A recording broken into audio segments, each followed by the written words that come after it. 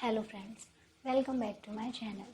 तो आज हम बात करते हैं एक्टिव पैसिव की। एक्टिव पैसिव क्या होते हैं, ये इंग्लिश ग्रामर का टॉपिक है जो कि हमारा एग्ज़ाम्स वगैरह में पूछा जाता है और ये बहुत ही इम्पॉर्टेंट टॉपिक है। तो चलिए आज हम डिस्कस करते हैं एक्टिव पैसिव को। एक्टिव पैसिव क्या होते हैं? एक्टिव होता है हमारा सक्रिय सेंटेंस और पैसिव होता है हमारा निष्क्रिय सेंटेंस। तो एक्टिव पैसिव का आज हम पूरा टॉपिक डिस्कस कर लेंगे और आज के बाद आपको एक्टिव पैसिव में किसी भी तरीके का कोई डाउट नहीं रह जाएगा। आप वीडियो को एंड तक देखिएगा, आपको एक्टिव पैसिव बहुत ही अच्छी तरीके से क्लियर हो जाएंगे। तो चलिए वीडियो को स्टार्ट करते हैं।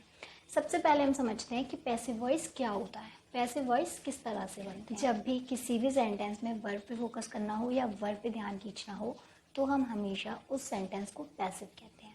या फिर हमारा सेंटेंस में सब्जेक्ट ना दिया गया हो, सिर्फ और सिर्फ वर्ब पर फोकस करना हो, तब हम पैसिव वॉइस बनाते हैं। तो चलिए इसके रूल्स पर ध्यान देते हैं। फॉर एग्जाम्पल, राम ने मुझसे बोला या राम ने मुझसे कोई बात कही, तो वो होता है, तो ये तो है हमारा एक्टिव, क्योंकि राम यहाँ पे सब्जेक्ट हमारा क्लियर हो रहा है।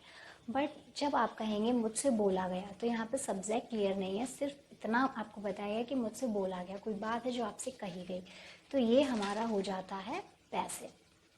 जब भी हमारा सब्जेक्ट कुछ ना करे या सब्जेक्ट निष्क्रिय हो, तब हम उसे पैसिव सेंटेंस कहते हैं या पैसिव वॉइस कहते हैं। इसमें हमेशा हमारी वर्ब या क्रिया जो होती है वो मेन होती है, वही प्रधान होती है। तो चलिए अब हम इसके रूल्स पे फोकस करते हैं। सबसे पहले हम बात कर लेते हैं कि एक्टिव पैसिव का मेन रूल क्या होता है। मेन रूल होता है, इसमें हमें सब्जेक्ट को ऑब्जेक्ट बनाना होता है और ऑब्जेक्ट को सब्जेक्ट बनाना होता है। ये इसका सबसे मेन रूल है। सेंटेंस में बाय का यूज़ होता है और वर्ब की थर्ड फॉर्म लगाते हैं। तो सबसे पहले हम एक एग्जाम्पल समझ लेते हैं, उसके बाद हम रूल्स पे जाएंगे। For example, he told me, तो इसका पैसिव वॉइस बन जाएगा I was told by him. तो अब यहाँ पे वॉज कैसे आया, ये हम आपको आगे रूल में पढ़ाएंगे, आपको आगे रूल में पता लगेगा। लेकिन सबसे पहले हमने क्या किया है, मी का आई कर दिया, ऑब्जेक्ट को सब्जेक्ट बना दिया हमने, और ही को हम ऑब्जेक्ट में ले गए तो उसको हमने हिम कर दिया। बाकी ये जो वर्ब है वो वर्ब की जगह पे यूज़ होगी, वर्ब की जगह पे यूज़ होगी। उसके बाद सिर्फ हमें क्या करना है, अभी मेन फोकस है हमारा सब्जेक्ट को ऑब्जेक्ट बनाना है, ऑब्जेक्ट को सब्जेक्ट बनाना है, बीच में हमें बाय लगाना है और थर्ड फॉर्म लगानी है। अभी वॉज कैसे आया यहाँ पे, ये हम आगे रूल्स में क्लियर करेंगे, क्योंकि आगे हम टेंस के अकॉर्डिंग इसके रूल्स पढ़ेंगे। तो सबसे पहले हम इसमें बात कर लेते हैं इंडेफिनिट टेंसेस की। आपको पता है टेंस हमारे कितने होते हैं, indefinite, continuous, perfect and perfect continuous. ये चारों टेंसेस जितने भी हैं, पूरे 12 टेंस होते हैं। ये आपको पिछले वीडियोस में कवर करा दिए गए। अगर आपने वीडियोस नहीं देखे हैं तो आप जाइए, आपको लिंक डिस्क्रिप्शन में मिल जाएगा, आप उन वीडियोस को देखिए और अपना टेंस का टॉपिक को क्लियर कीजिए। तो अब हम यहाँ पे सबसे पहले बात करते हैं इंडेफिनिट टेंस की। तो प्रेजेंट इंडेफिनिट पे सबसे पहले हम आ जाते हैं। इंडेफिनिट में आप एक साथ क्लियर करिए, आपको इंडेफिनिट में कौन कौन से होते हैं, present indefinite, past indefinite and future indefinite. तो इन इंडेफिनिट का एक्टिव से पैसिव बनाते टाइम हम कैसे यूज़ करते हैं, सबसे पहले ये समझ लेते हैं। तो प्रेजेंट इंडेफिनिट को हम कंटिन्यूअस में ले जाएंगे, पास्ट इंडेफिनिट को हम पास्ट कंटिन्यूअस में ले जाएंगे, और प्रेजेंट और फ्यूचर इंडेफिनिट को हम फ्यूचर कंटिन्यूअस में ले जाएंगे। सबसे पहले हम प्रेजेंट इंडेफिनिट के एग्जाम्पल से समझते हैं। यू लर्न इंग्लिश, तो इसका पैसिव वॉइस क्या बन जाएगा, इसका पैसिव वॉइस बनेगा English is learned by you. तो यहाँ पे हमारा सब्जेक्ट का ऑब्जेक्ट हो गया, ऑब्जेक्ट का सब्जेक्ट हो गया। अब प्रेजेंट इंडेफिनिट जो है उसमें हमें इज एम आर का यूज़ करना है, तो हमने इज लगा दी क्योंकि इंग्लिश सिंगुलर है, इज लगा दिया। लेकिन यहाँ पे हमें ये चीज़ ध्यान रखनी है कि हमें आईएनजी नहीं लगाना, हमेशा वर्ब की थर्ड फॉर्म लगानी है। आप तीन चीज़ों को हमेशा ध्यान रखिए, सब्जेक्ट का ऑब्जेक्ट, ऑब्जेक्ट का सब्जेक्ट करना है, बाय का यूज़ करना है, और टेंस चाहे जो भी हो लेकिन हमें वर्ब की थर्ड फॉर्म का ही यूज़ करना है। ये तीन रूल आप याद रखिए, आपको एक्टिव पैसिव बहुत ईजी लगेंगे।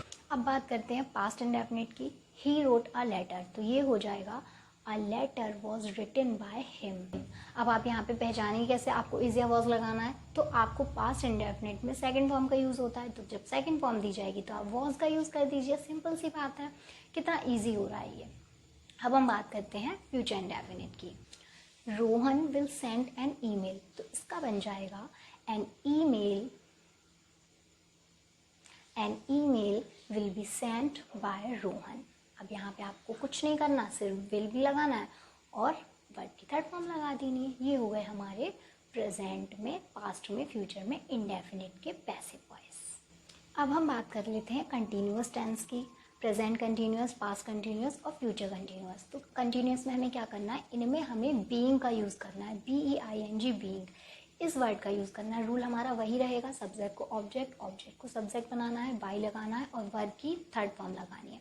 बस इन सेंटेंस में हमें केवल बीइंग का यूज़ करना है। एग्जाम्पल से समझते हैं। सबसे पहले एग्जाम्पल लेते हैं प्रेजेंट कंटिन्यूअस का। शी इज़ ईटिंग फूड, तो ये हो जाएगा food is being eaten by her. Clear हो गया होगा आपको। He was heating up the milk, the milk was heated up by him. अब बात कर लेते हैं हम परफेक्ट टेंसेस की। Present perfect, past perfect and future perfect tenses की। इन टेंसेस में क्या करना है हमें, इन टेंसेस में भी वही रूल रहेगा, थर्ड फॉर्म लगानी है, बाई लगानी है, सब्जेक्ट का ऑब्जेक्ट, ऑब्जेक्ट का सब्जेक्ट, बट इनमें हमें बीन का यूज़ करना है, BEEN बीन का यूज़ करना है। फॉर एग्जाम्पल प्रेजेंट परफेक्ट का एग्जाम्पल लेते हैं, हैज़ ही ईटन फूड, तो ये बन जाएगा has the food been eaten by him.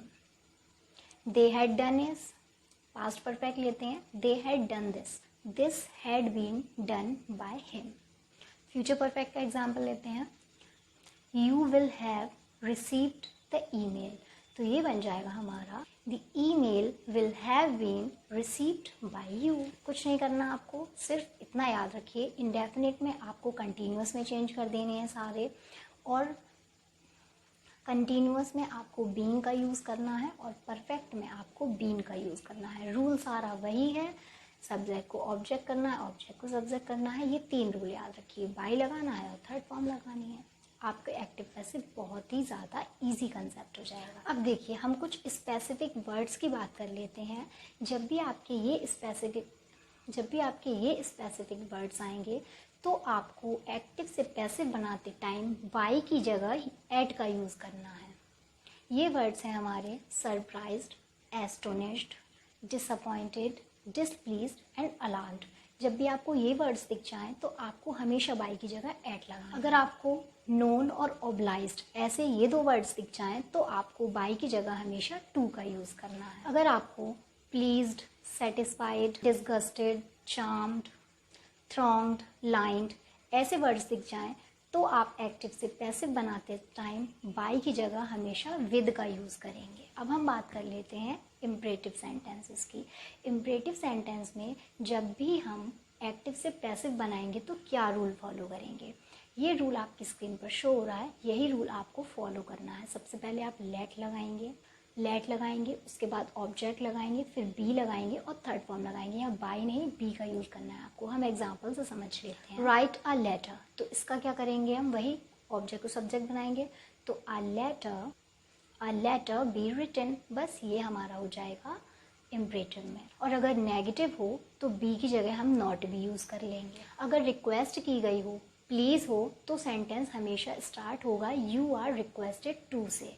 हमेशा सेंटेंस को आप यू आर रिक्वेस्टेड टू से ही स्टार्ट करेंगे। For example please give me a book, तो आप इसको बनाएंगे you are requested give me a book. अगर इसी जगह आपको एडवाइस दी गई हो तो आप यू आर एडवाइज्ड टू से स्टार्ट करेंगे सेंटेंस। अगर ऑर्डर दिया हो तो आप हमेशा सेंटेंस को यू आर ऑर्डर्ड से स्टार्ट करेंगे। फॉर एग्जाम्पल से समझ लेते हैं, वर्क हार्ड, तो इसका बनेगा you are advised to work hard. Sit down, you are ordered to sit down. ये हमारा सेंटेंस बन जाएगा इम्परेटिव। अब हम बात कर लेते हैं कुछ मॉडल वर्ब्स की। जब भी मॉडल वर्ब्स दी हो सेंटेंस में तो उनसे हमारा पैसिव वॉइस कैसे बनेगा। Example you should make tea, तो ये बनेगा the T should be made by you. Modal verbs में हमेशा हम बी का यूज़ कर देंगे। अब बात करते हैं क्वेश्चन वर्ड्स की। क्वेश्चन वर्ड में एक इम्पॉर्टेंट रूल ये आता है कि जब भी आपका सेंटेंस अगर हु से स्टार्ट होता है तो आप पैसिव बनाते टाइम हमेशा बाय होम से सेंटेंस स्टार्ट करेंगे। ये रूल आप रट लीजिए, इसको दिमाग में फिट कर लीजिए कि जब भी हु से स्टार्ट सेंटेंस होगा इंटेरोगेटिव का तो आप हमेशा उसको बाय होम से ही पैसिव वॉइस बनाएंगे।